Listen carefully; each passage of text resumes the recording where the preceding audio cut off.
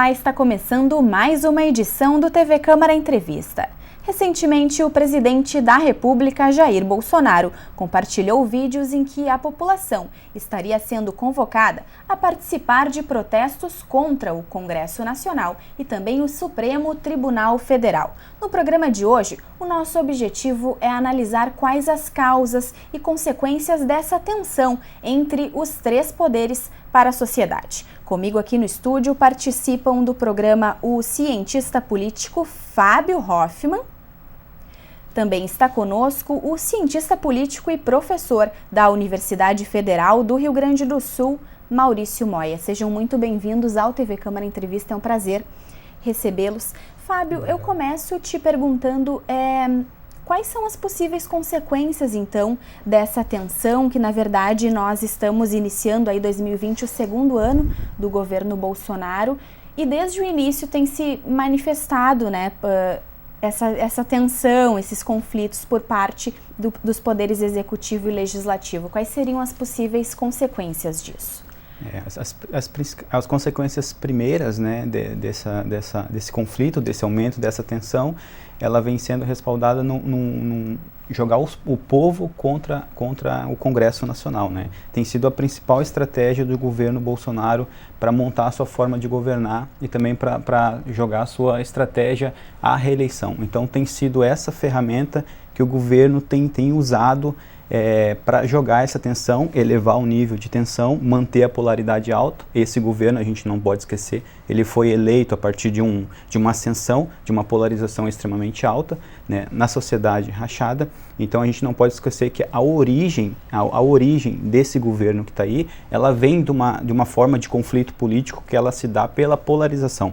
Então há um interesse do governo em manter esse nível de polarização, seja entre o Congresso Nacional, né, ora mirando nas figuras do presidente da Câmara, Rodrigo Maia, ora mirando na imagem do presidente do Senado, Davi Alcolumbre. Então, essa estratégia para se jogar esse governo, esse nível de tensão, ela faz tempo já que ele vem sendo planejado, desde a eleição e agora como estratégia de governança também, que vem como uma mudança, né, a um presidencialismo que a gente tem desde a redemocratização, que é um presidencialismo de coalizão, de governar com a base, de distribuir cargos de acordo com a sua bancada de apoio.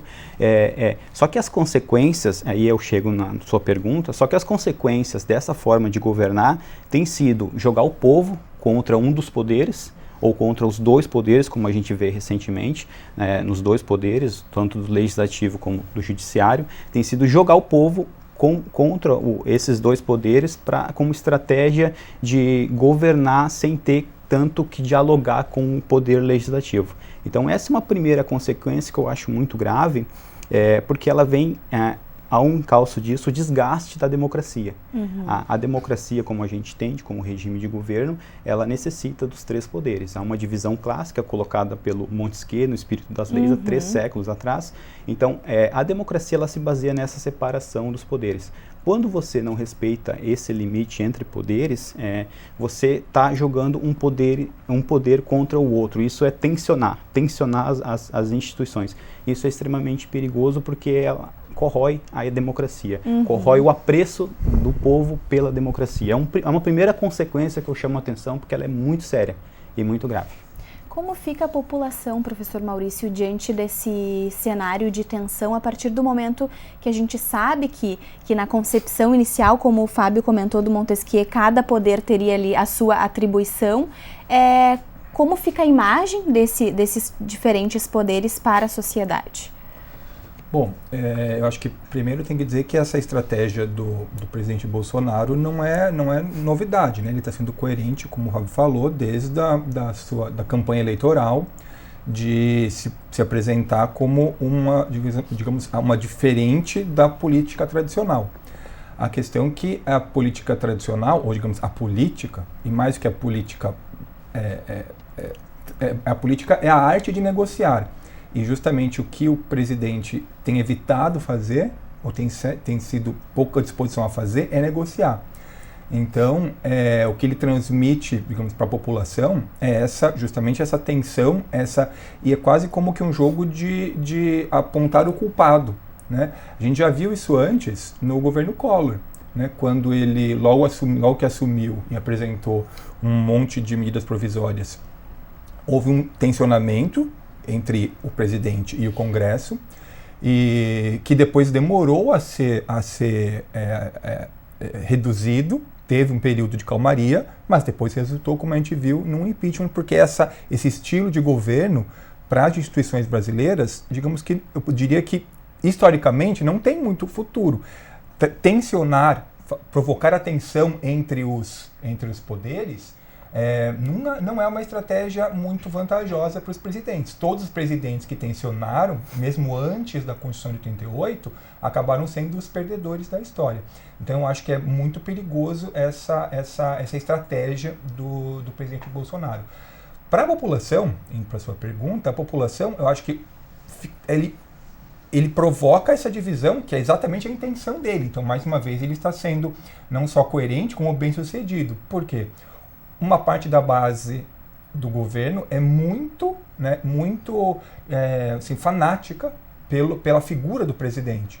Então, qualquer manifestação que ele faça nas redes sociais provoca reações e repercute de maneira bastante intensa. Por outro lado, quem não gosta do presidente, ou quem é oposição, obviamente vai se manifestar no mesmo tom elevado contra essas chamadas do presidente. E isso obriga com que as pessoas que estão, digamos, não são nem os adoradores do presidente, nem os opositores de primeira hora, tenham que se posicionar. Né? Então, de novo, isso eleva a polarização. O que, de novo, eu digo, é uma estratégia, não é por acaso, e na democracia, não é uma estratégia, digamos, de conciliação. A política é a arte de fazer acordos, e não é a arte de criar atritos, né? Então eu acho que, nesse sentido, é um jogo bastante perigoso que o presidente vem fazendo. A partir do momento que um presidente da República assume a postura de fazer decretos e legislar, na verdade governar, tirar um pouco o poder do legislativo e governar a partir de decretos, se perde a autonomia e o papel justamente do poder legislativo criado aí com o sentido de fazer as leis e o executivo de executá-las? Sim, é exatamente isso. Há uma briga assim, de prerrogativas, porque há no executivo uma tradição que vem desde o período autoritário da ditadura militar, que vem com as MPs, a edição de medidas provisórias, que assim, em alguns governos houve um exagero muito grande, em outros nem tanto, mas assim, é um modelo de legislar. Você vai lá com caneta, edita uma medida provisória e ela tem validade se o Congresso não votar, e se ele votar e aprovar, entra em... Então assim, há uma tendência de se invadir as esferas dos poderes. Agora o Congresso, ele tem mostrado uma força, isso não é por acaso, o Congresso ele tem mostrado uma força muito grande, e isso vem desde 2015, sendo costurado pelo Eduardo Cunha, então presidente da Câmara.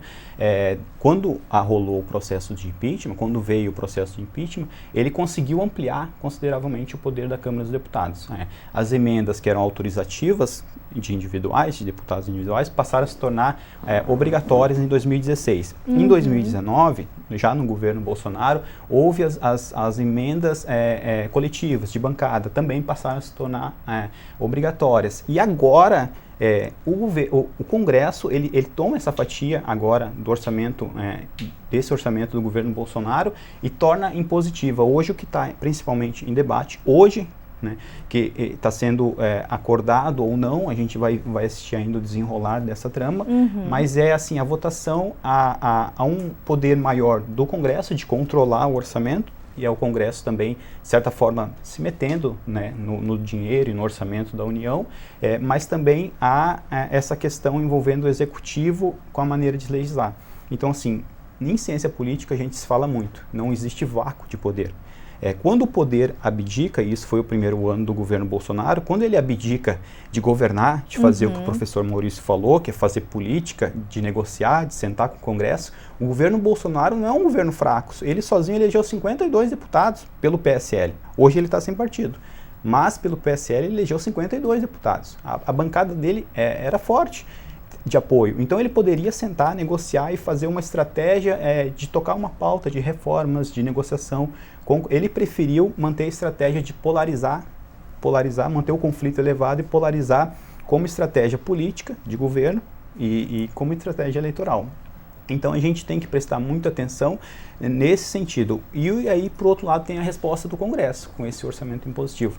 Então, sempre que existiu essas tensões, com o Collor e com outros governantes, não acabou bem para um lado, o lado do Executivo. Esse é um ponto importante. Eu queria só complementar que digamos, que na letra da Constituição de 88, o poder mais forte é o Legislativo, certo? Então, uma das grandes mudanças, se não a principal mudança da Constituição de 88 em relação à Constituição do governo militar, é que o poder legislativo ficou mais forte. O poder executivo manteve sua força. Ele já era forte, continuou forte. O que aconteceu foi um fortalecimento do poder legislativo.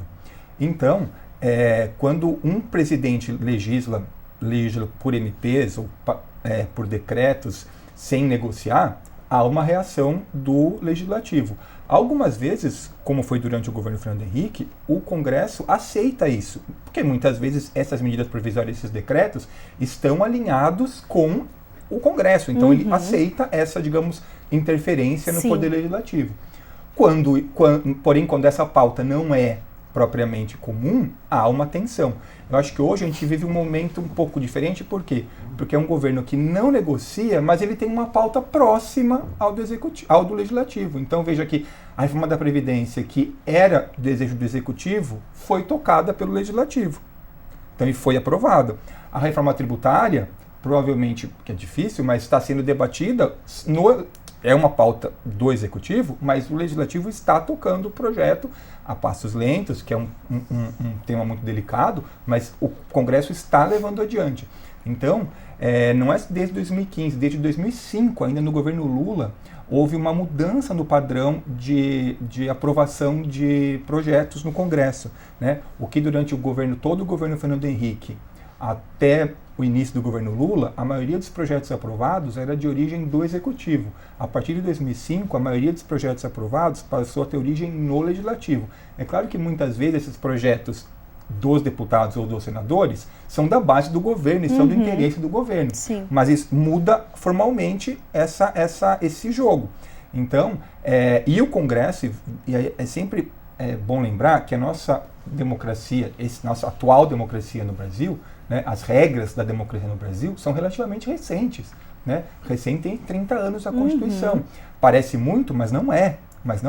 Então, o jogo democrático ainda está sendo, os atores ainda estão aprendendo. Então, tanto o Executivo, quanto o Legislativo, quanto o Judiciário ainda testam os limites de até onde eles podem ir, o que eles podem fazer, o que não pode ser feito, o que incomoda demais o outro poder e faz com que haja uma reação.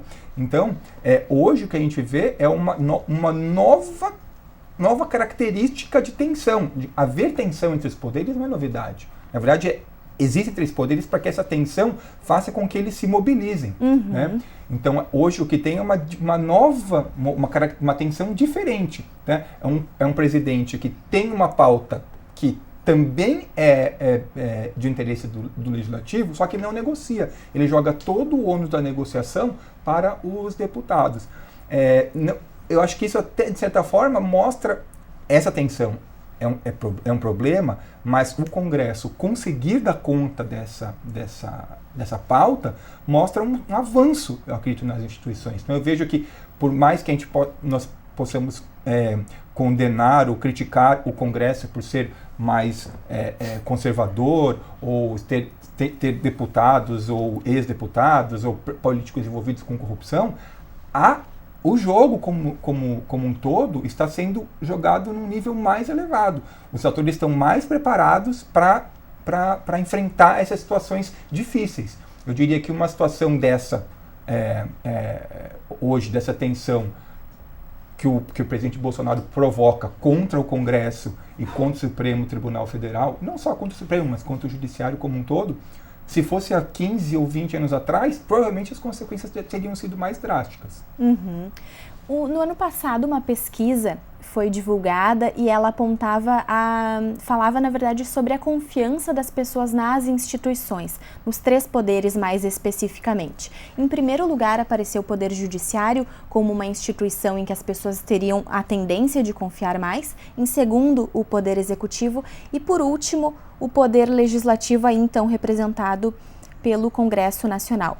Eu queria que vocês fizessem uma análise, assim, falando historicamente sobre a configuração desses 3 poderes e o que já ocorreu ao longo do tempo, das últimas décadas, e o que leva, então, a população a desacreditar um pouco do Congresso Nacional e confiar mais no Poder Judiciário, Fábio. Marjorie, primeiro eu gostaria de dizer que esse fenômeno da desconfiança, né, ou da baixa confiança nas instituições políticas, né, não é recente. Né? As democracias contemporâneas, inclusive as consolidadas nos Estados Unidos, na Inglaterra, onde as democracias consolidadas, as democracias modelos, consideradas modelos que você pegar, há um histórico de diminuição da confiança das pessoas, principalmente focada nas instituições representativas, que são o parlamento, né, no Brasil, o Congresso Nacional, e os partidos políticos, né. Isso é uma tendência, né, das democracias. Só que no Brasil e na América Latina, a gente gosta de enfatizar muito isso. Quem pesquisa e quem estuda essa área da confiança gosta muito de enfatizar, porque aqui há uma tendência a se desacreditar mais nessas instituições que nos outros países.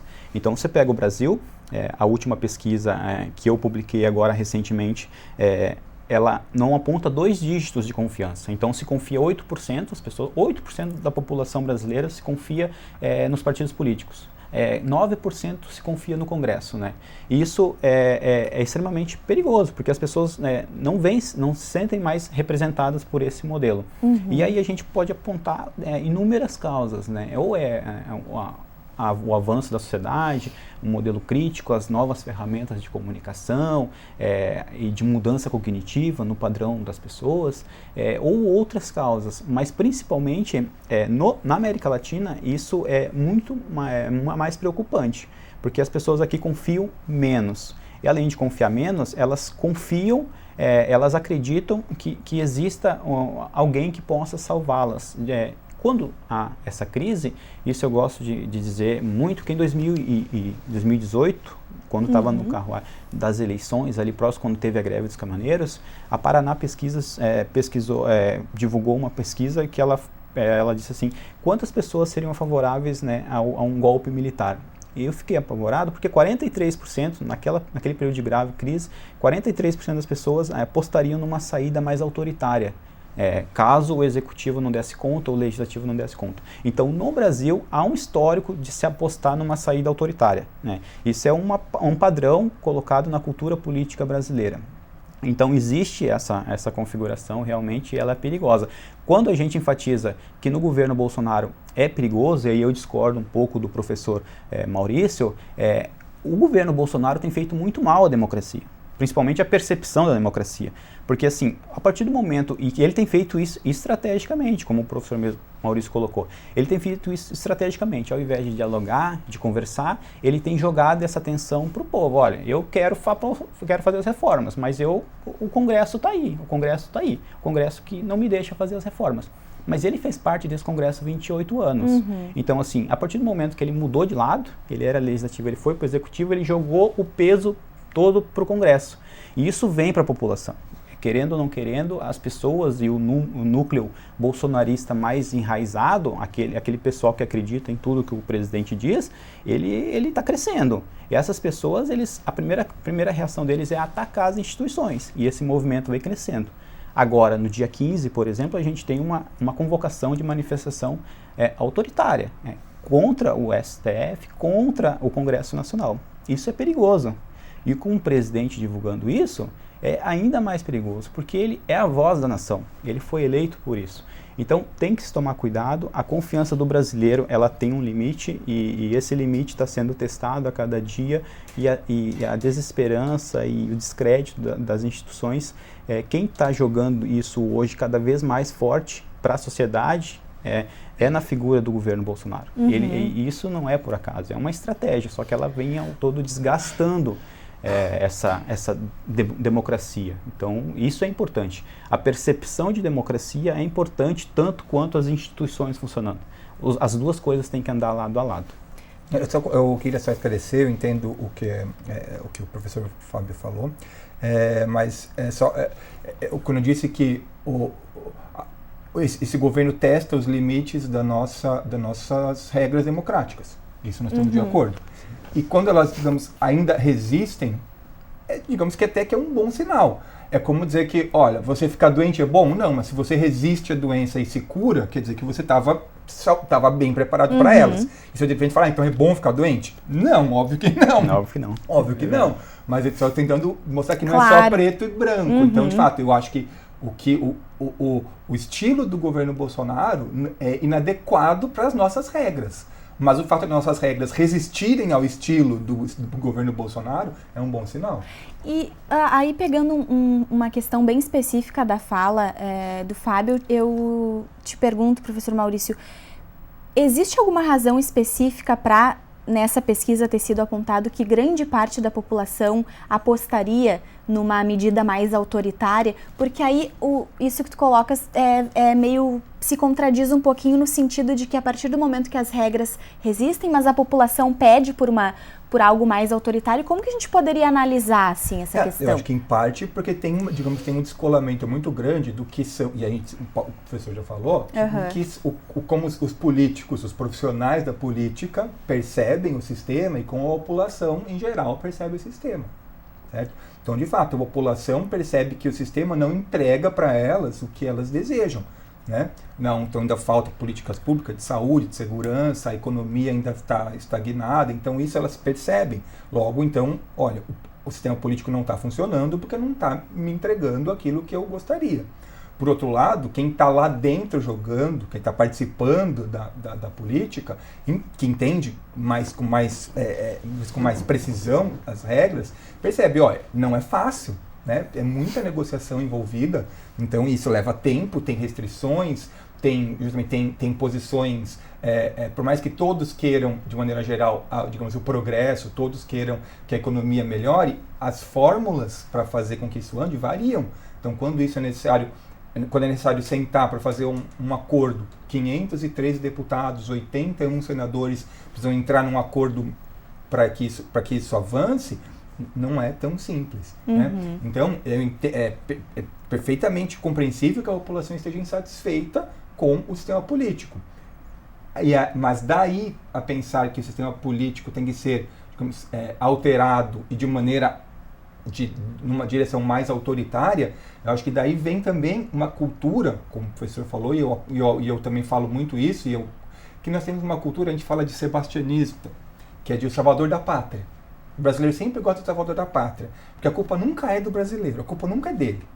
Então tem que vir alguém para salvá-lo. Né? Então sempre tem que ter um salvador. E eu acho que isso é uma posição bastante cômoda. E acha que quando vier o salvador, vem o salvador e resolve o problema. Não passa de mágica. Em 2 semanas resolve tudo. E não é assim. Né? Não, na democracia, não é assim que funciona. Essas decisões levam tempo, né? Então tem que ter paciência, e eu até diria que nossa população até tem bastante paciência nesse sentido, porque se de um lado elas têm um desejo, às vezes, de uma liderança mais autoritária, por outro lado, elas não se manifestam nas ruas. Sim, aí com relação a isso, esse credo com relação a um possível salvador da pátria, a partir do momento que a gente tem passado o período ali daquele mandato de 4 anos e a população não percebe essas mudanças, existe uma tendência de frustração e aí tentar partir para um outro lado e polarizar ainda mais. Se não deu certo com A, vamos tentar com B. Como que tu percebe isso, Fábio? Isso é interessante. E tem muitas facetas de análise, né? O tema é complexo. Sim. É muito complexo. Então, assim, para a gente colocar, existe um desgaste natural da democracia, como a gente colocou aqui desde o início do programa. Existe um desgaste natural, né? O modelo de democracia que a gente tem hoje, de representação, ele foi criado há muito tempo atrás. A sociedade hoje é muito diferente. Ela não é rural, ela é urbana, ela vive em cidades, ela atualmente, hoje é tecnológica. Ela não é analógica. Então, a sociedade ela vem mudando muito rapidamente. E aí, sim, há uma separação entre a política profissional, feita pelos profissionais, e a política, a percepção de política, né, que a população tem. Esse é um primeiro ponto. Esse é um primeiro ponto que tem que ser levado em conta. A sociedade mudou muito e a representação ela não acompanhou. Esses modelos ela não vem acompanhando. Então, uma primeira causa da desconfiança e da queda da confiança é isso. As pessoas não se sentem mais representadas. Se sentem longe daqueles que exercem o poder. Outro ponto colocado é que, assim, os políticos profissionais, aí a gente está falando agora do governo eleito, eu gosto de colocar isso, o Bolsonaro, ele tem usado isso como estratégia, né, de não negociar. E apesar de ter uma bancada boa, ele poderia montar um governo, uma coalizão boa para tocar as reformas. Como o professor Maurício mesmo colocou, a previdenciária foi tocada pelo Congresso. Então, assim, ele tem jogado o ônus disso para o Congresso. É nesse sentido que ele tem tensionado. Então, essa mudança de jogar esse fardo para o Congresso, que é uma classe, que é um setor da classe política que ela já vem desgastado ao longo do tempo por esse modelo de democracia, altamente perigoso, porque aí vai para as ruas. Agora, dia 15, a gente vai ter uma prévia do que é ou não é esse governo. Então, assim, do que é o que não é esse governo de apoio nas ruas. Porque ali a gente vai ver qual é a expressão, qual é a fragmentação de pessoas que estão ali pedindo pelo fechamento do Congresso, pelo fechamento do STF. E isso é perigoso porque é um movimento que até um pouco tempo atrás a gente não tinha. A gente não tinha gente na rua pedindo o fechamento do Congresso e do STF. Então agora a gente já tem.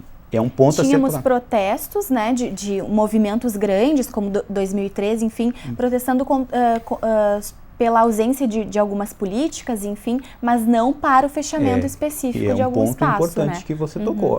O primeiro grande movimento em 2013, as jornadas de junho, ela vem como assim, a gente não está satisfeito, né? E ela irrompeu de uma forma muito forte que assustou a classe política, os políticos profissionais. Só que hoje a natureza dos movimentos ela tem modificado. Então as pessoas que vão para a rua, e isso a gente pode ver muito bem nas redes sociais, nas convocações, nesses grupos de WhatsApp bolsonaristas, esse pessoal eles compartilham fechamento de Congresso. Entendeu? É fechamento de Congresso e, assim, compartilhamento de notícias falsas em relação ao que o presidente da Câmara está fazendo, ao que o presidente do Senado está fazendo, difamando os ministros do Supremo Tribunal Federal, é uma coisa mais baixa. Nesse sentido, o poder de fazer política, de conflito político, ele baixou muito o nível, né? Elevou um nível muito baixo. Não é mais a política institucional, praticada, conversando, dialogando. Então, se baixou o nível. Agora a gente tem um movimento nas ruas. Isso é novidade. Isso é novidade porque a gente nas ruas pedindo fechamento de poderes. E aí é ameaça de democracia, é ameaça da democracia de ruptura. A gente tem realmente as instituições têm funcionado bem a essas tensões, como o professor mesmo colocou, e eu acredito que tenha resistido muito bem a várias tensões, só que há um desgaste natural da democracia, principalmente por essas tensões, que o governo, o Bolsonaro joga para... Então é um ataque maior à imprensa, né? E isso tá logo mais a gente no segundo bloco a gente vai falar especificamente sobre essa questão. Vamos deixar essa parte, né? Porque ela é muito interessante a gente analisar também, porque é uma forma de estratégia de competição política. Sim. Então, não só na imprensa, mas de demonizar adversários. E aí é um outro ponto que eu toco muito, porque assim, a partir do momento que você tem inimigos políticos e você demoniza eles, dizendo que você tem que metralhar, que tem que pôr na cadeia. E isso é extremamente perigoso, porque numa democracia você tem adversários, você não tem inimigo. A gente tem agora o exemplo recente, né, professor, de transição de poder no Uruguai, assim, dois chefes, o que estava saindo e o que estava entrando, se dando bem, trocando a faixa, e não houve ofensas. É uma competição saudável. Não é à toa que o Uruguai é a democracia mais consolidada da América Latina, porque as instituições lá, elas se entendem, elas respeitam, e há essa questão saudável de se competir, mas não se demonizar. No Brasil, hoje, tem ido para essa tendência, e isso eu acho também perigoso. Tá certo. Nós chegamos ao final, então, do primeiro bloco do TV Câmara Entrevista, mas logo mais os nossos convidados voltam com outras análises e também informações. Fique com a gente.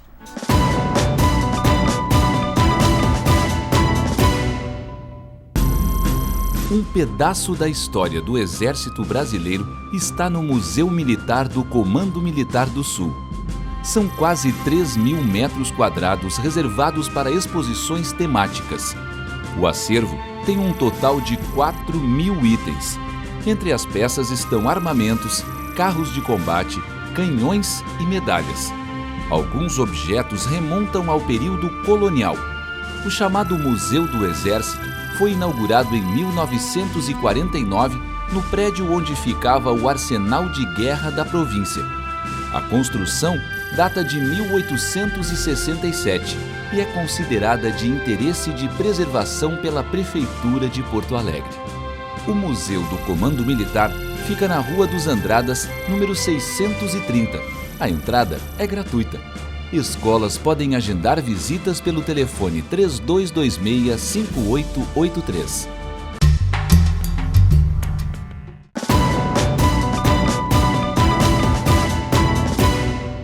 Estamos de volta com o TV Câmara Entrevista, que hoje analisa a tensão entre os diferentes poderes existentes aqui no país. Poder Executivo, Poder Legislativo e também o Judiciário. Comigo aqui no estúdio estão os cientistas políticos Maurício Moya e Fábio Hoffmann. Bom, nós falamos no primeiro bloco sobre esse descrédito da população, a desconfiança, na verdade, com relação às instituições, mas se por um lado, Fábio, nós temos as pessoas cada vez menos confiantes, também temos, por outro lado, um número cada vez maior de partidos políticos e também de candidatos. É uma questão de causa e efeito? Como é que a gente poderia analisar isso? Ela vem nesse balaio todo que você colocaste aí agora. O descrédito, ele acompanha essa proliferação de partidos, que, de certa forma, as pessoas, como elas não conseguem acompanhar qual é a ideologia, se é que existe alguma ideologia, porque os partidos, eles foram formados nessa questão, ou eles eram, a origem deles remonta à Revolução Francesa, né? Quem senta mais à esquerda eram os apoiadores de reformas radicais, quem sentava à direita eram os girondinos, que queriam reformas mais amenas, né? Então, assim, esse sentido, nessa evolução na linha ideológica partidária, ela veio, com o tempo, veio fragmentando essas ideologias. Então você não consegue, a pessoa comum, o cidadão comum, ela não tem essa percepção do alinhamento ideológico, salvo alguns partidos ou outros que você consegue dizer que são aliados à esquerda e outros que são aliados à direita, pouca coisa se perdeu nisso. Então as pessoas não conseguem se sentir representadas por esses partidos, assim. Então, há essa proliferação de partidos, que no Brasil ela é alta, né? A gente tem aí mais de 30 partidos registrados no TSE, a gente tem aí o próprio Aliança, que agora não vai chegar com força para competir nessas eleições agora, porque ele não conseguiu o número mínimo de assinaturas, mas a gente já tinha a criação de um outro partido.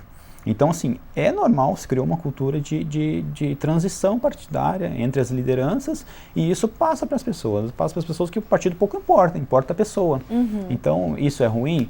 Para a democracia, que a base representativa dela é formada na questão partidária, atrapalha um pouco. Mas, assim, as pessoas, né, têm a liberdade de votar, né, naqueles líderes que são próximos às suas comunidades, né, seus bairros, sua região de município e tal. Algumas siglas surgem, alguns candidatos surgem aí com a ideia de mudar, de revolucionar, fazer algo diferente. É possível, professor, a partir do momento que nós temos todo um sistema envolto aí nesse processo, é possível que haja alguma mudança muito significativa por uma sigla?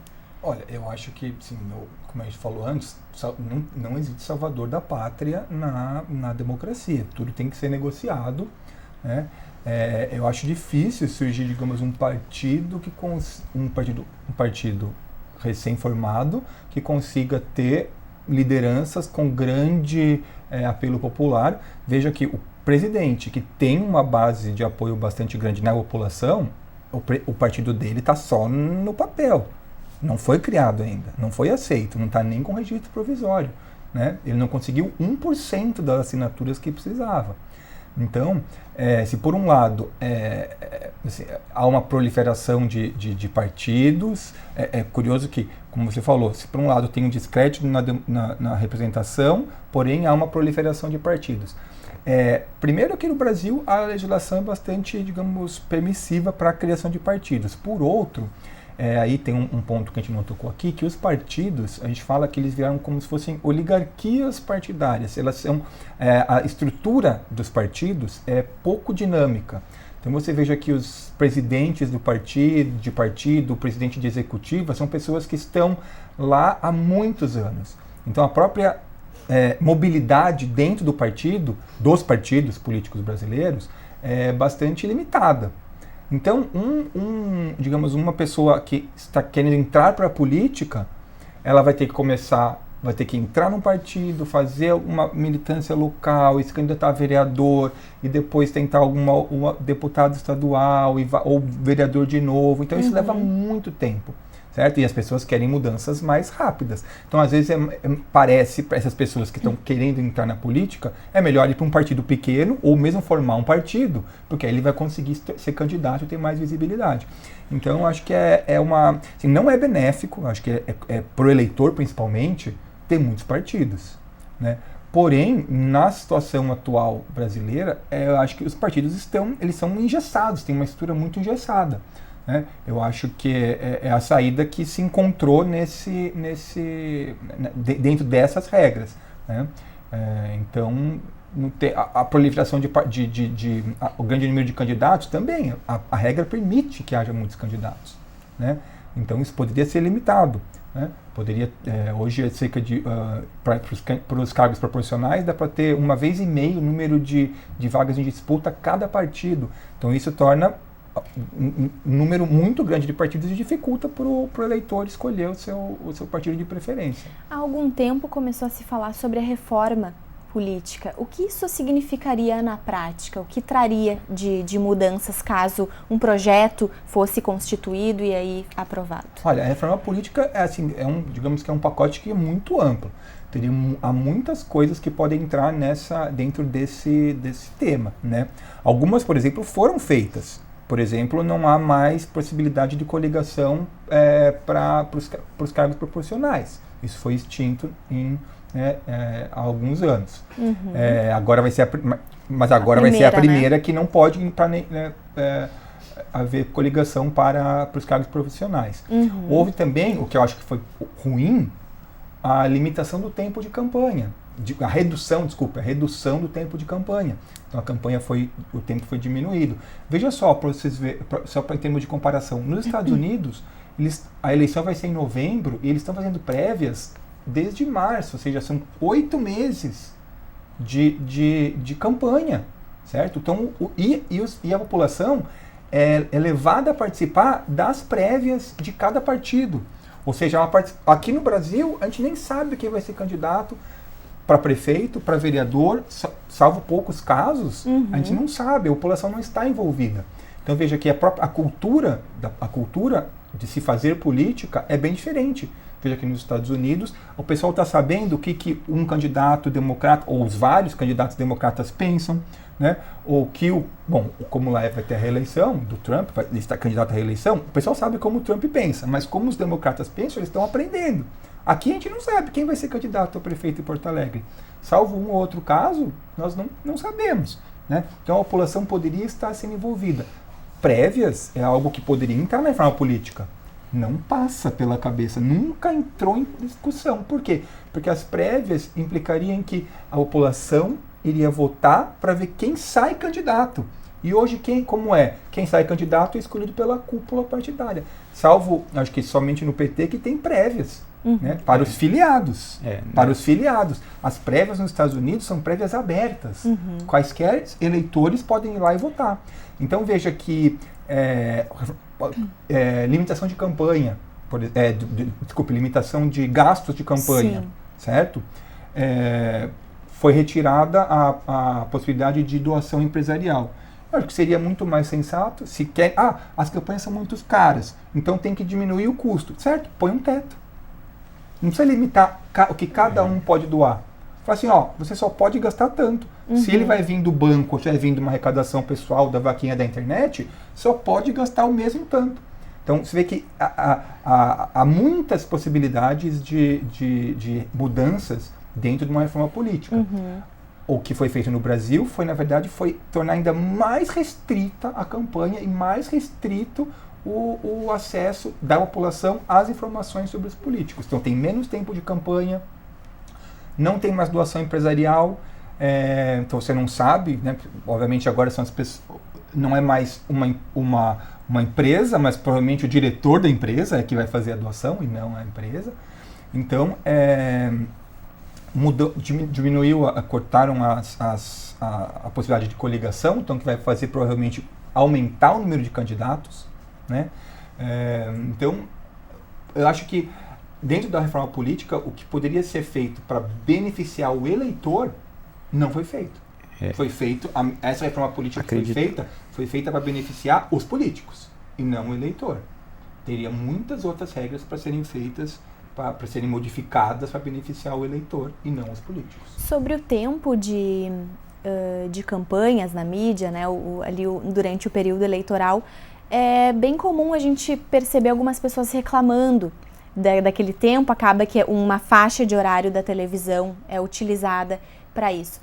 Pode ser que isso seja reflexo de uma falta de consciência política das pessoas e como estimular esse interesse por um tema que acaba por atingir a vida de todo mundo, né? Todos nós somos cidadãos e também atores políticos.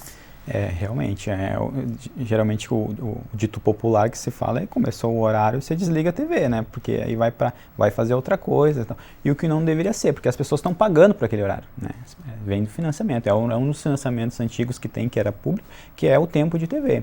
Então essa redução que houve, ela é tão assim, maléfica para a democracia, porque ela, além de ela encastelar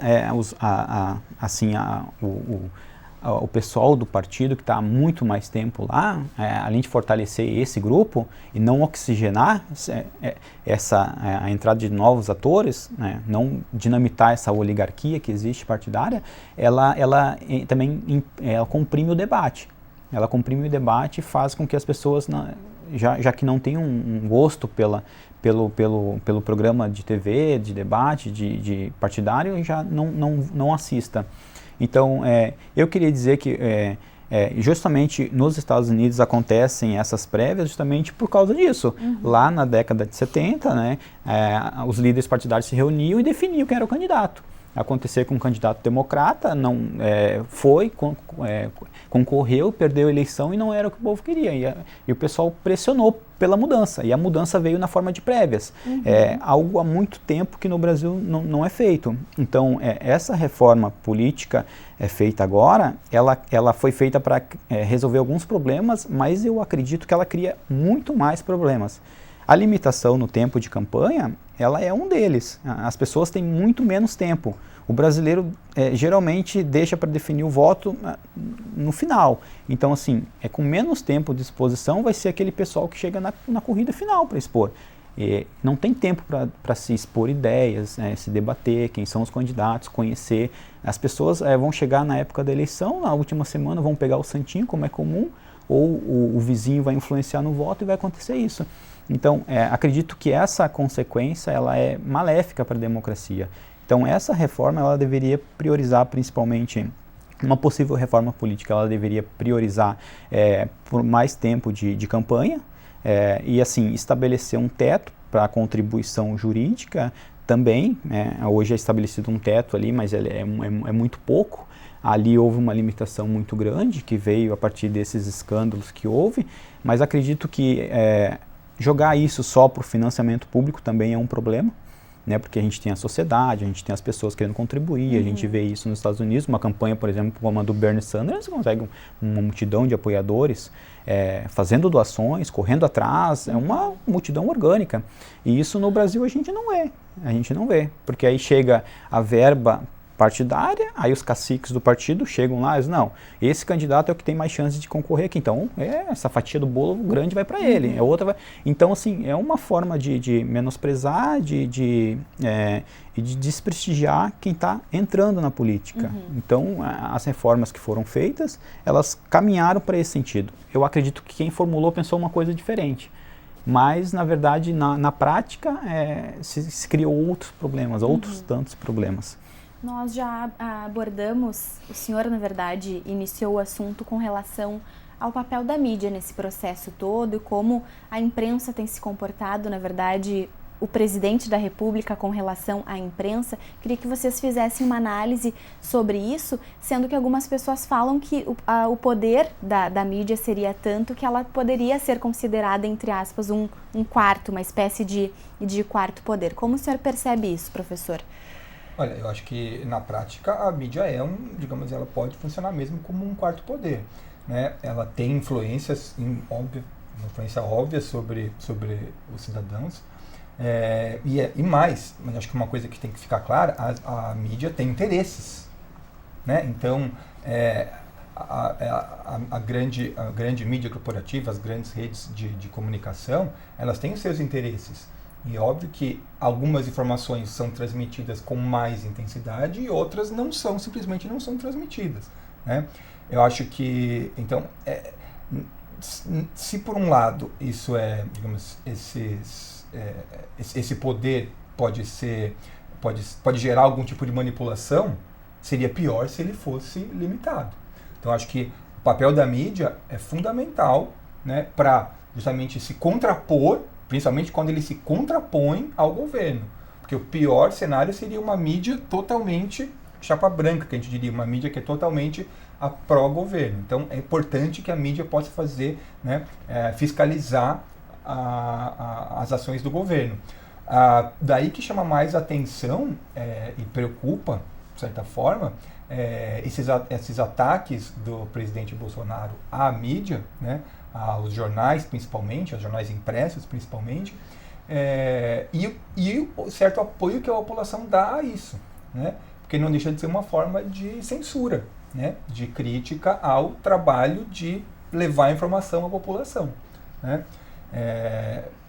Se a população, porém, hoje em dia, isso faz sentido na medida em que as mídias sociais cresceram muito e se contrapõem à mídia, digamos, à mídia das grandes empresas, né?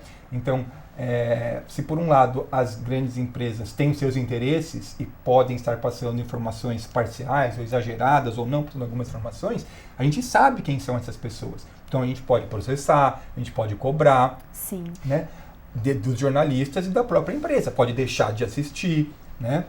Por outro lado, nas mídias sociais a gente não sabe quem está gerando informação, a gente não sabe, tem meio de fazer, de checar a veracidade, mas é muito mais complicado. Então, eu acho que nesse atual estágio que nós estamos, essa disputa entre as mídias, digamos, grandes mídias tradicionais e as mídias sociais é um ponto central na questão de como se faz político mesmo. A gente vê isso, e isso não é só no Brasil, né? Isso acontece no mundo todo. Então, se uma coisa, acho que é fundamental, para além das regras, das regras da democracia, a parte de comportamento político, a parte de saber se informar a respeito de política é fundamental, né? Então, as pessoas no Brasil que já não se interessam por política acabam recebendo informações hoje informações, digamos, suspeitas ou pouco críveis e abdicam de fontes mais seguras. Sim. Então, acho que esse é um ponto bastante sensível e que, por exemplo, poderia entrar na reforma política, a regulação da campanha nas mídias sociais. Nas mídias sociais. Né? Esse é um ponto importante e que eu duvido que vai ser tocado tão logo. Porque os partidos, candidatos em geral, já perceberam que é sim uma grande vitrine, no entanto não há tanto controle, as pessoas têm a tendência de compartilharem, inclusive, informações falsas, algumas vezes sabendo que não são totalmente verdadeiras, as chamadas fake news, né Fábio? Sim, na verdade é uma grande, como esses políticos estão estabelecidos há muito tempo, na verdade eu sempre brinco, né, que muitos ainda estão na corrida para fazer a mudança do analógico, porque com suas bases eles ainda estão tentando estabelecer uma conexão via redes sociais com seus eleitores, porque a linguagem das mídias, das diversas mídias sociais, elas são diferentes. Então essa nova classe política ainda não está sabendo usar essa ferramenta. E a classe e as pessoas que souberam usar, cresceram politicamente, né? aumentaram o seu capital político muito grande. E aí você tem o próprio exemplo do Bolsonaro, que era um desconhecido. Aí ele começou a crescer junto com os vídeos. Aí você tem uma algoritmização da plataforma do YouTube, que ela fortalece, né, a visualização. Então, tem todo um caminho a ser percorrido de crescimento orgânico via as redes sociais para chegar num momento da eleição e você estar fortalecido. Então, assim, tem que entender o papel das redes sociais nessas novas, nas democracias hoje, mas também a entender que essa nova forma de fazer política está se apropriando dessas ferramentas de redes sociais para atacar a mídia tradicional. Isso é uma forma de conflito, isso é uma forma de estabelecer o poder. Então, assim, quando você vê o governo Viktor Orbán na Hungria atacando a imprensa tradicional e desalocando certos veículos de comunicação e fortalecendo outros, você vê assim que parte dos veículos que o criticavam, né, foram sendo substituídos. Então, assim, é um caminho para se minar uma mídia mais crítica. No Brasil a gente tem a mesma situação. É importante frisar isso, que recentemente, né, as jornalistas Patrícia Melo Campos foi atacada, Vera Magalhães agora recentemente, uma da Folha e outra do Estadão. Isso não é à toa. Há um cerco feito pelos que exercem o poder de atacar, de mirar um antagonismo, um conflito, é a mídia tradicional, é a Folha, o Estadão. Então, assim, e aí você joga esse conflito para o outro lado. Então, eu acho isso... E você intimida os outros veículos a fazerem a crítica. E você intimida os outros veículos a baixar o tom no editorial, nas outras coisas.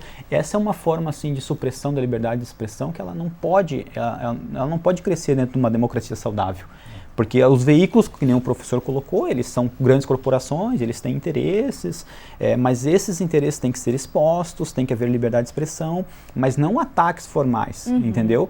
Você entender, atacar jornalista e chamar as pessoas a atacarem por causa de uma matéria que não foi conveniente para você, é perigoso.